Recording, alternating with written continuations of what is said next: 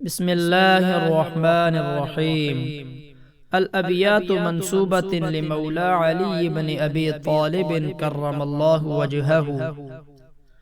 ذهب الشباب فماله من عودة، وأتى المشيب فأين منه المهرب.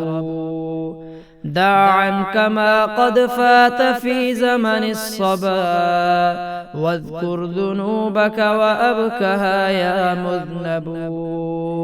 واخش مناقشة الحساب فإنه لا بد يحصى ما جنيت ويكتب. وغرور دنياك التي تسعى لها دار حقيقتها متاع يذهب. وجميع ما حصلته وجمعته حقا يقينا بعد موتك ينهب. والروح فيك وديعة أودعتها ستردها بالرغم منك وتسلب. والليل فاعلم والنهار كلاهما أنفاسنا فيها تعد وتحسب. تبا لدار لا يدوم نعيمها ومشيدها عما قليل يخرب. لا تحرصن فالحرص ليس بزائد في الرزق بل يشق الحريص ويتعب. واختر قرينك واصطفيه تفاخرا إن القرين إلى المقارن ينسب. واحرص على حفظ القلوب من الأذى فرجوعها بعد التنافر يصعب. إن القلوب إذا تنافر ردها شبه الزجاجة كسرها لا يشعب. واحفظ لسانك واحترز من لفظه فالمرء يسلم باللسان ويعضب. وكذاك سر المرء إن لم يطبه نشرته ألسنة تزيد وتكذب. وجه عدوك بالتحية لا تكن منه زمانك خائفا تترقب. واحذره يوما إن أتى لك باسما فالليس يبدو نابه إذا يغضب. واحذره من المظلوم سهما صائبا واعلم بأن دعاءه لا يحجب. وإذا أصابك في زمانك شدة وأصابك الخطب الكريه الأصعب فألجى لربك أنه أدنى لمن يدعوه من حبل الوريد واقرب. فلقد نصحتك إن قبلت نصيحتي فالنصح أعلى ما يباع ويوهب.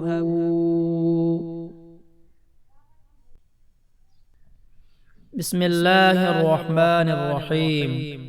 الأبيات منسوبة لمولى علي بن أبي طالب كرم الله وجهه. ذهب الشباب فماله من عودة، وأتى المشيب فأين منه المهرب. دع عنك ما قد فات في زمن الصبا، واذكر ذنوبك وأبكها يا مذنب.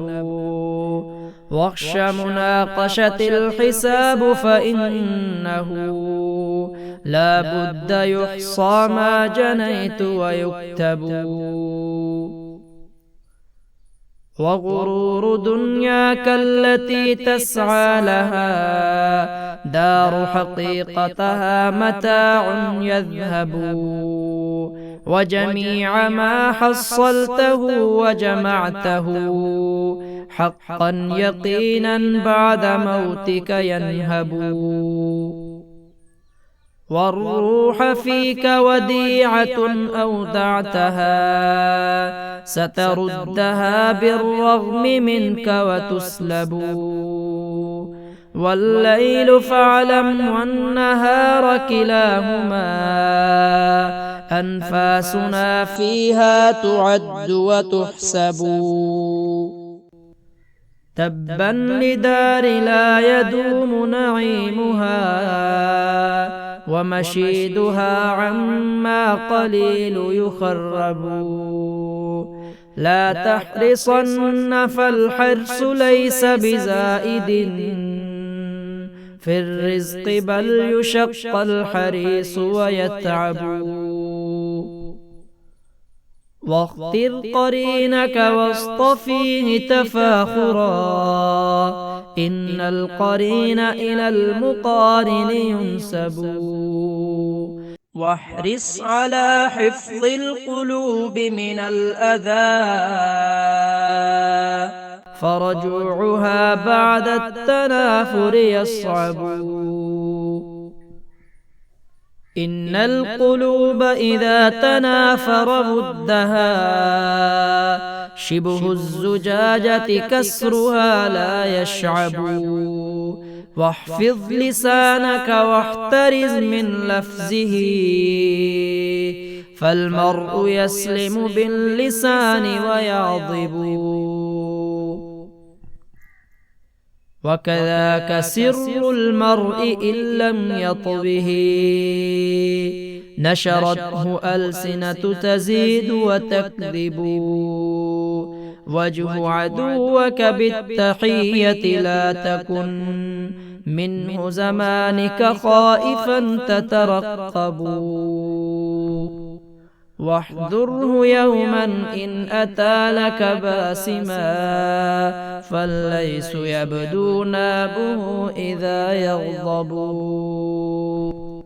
واحذره من المظلوم سهما صائبا واعلم بأن دعاءه لا يحجب. وإذا أصابك في زمانك شدة وأصابك الخطب الكريه الأصعب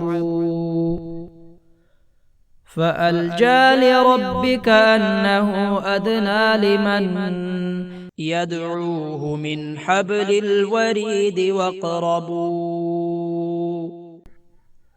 فلقد نصحتك إن قبلت نصيحتي فالنصح أعلى ما يباع ويوهب.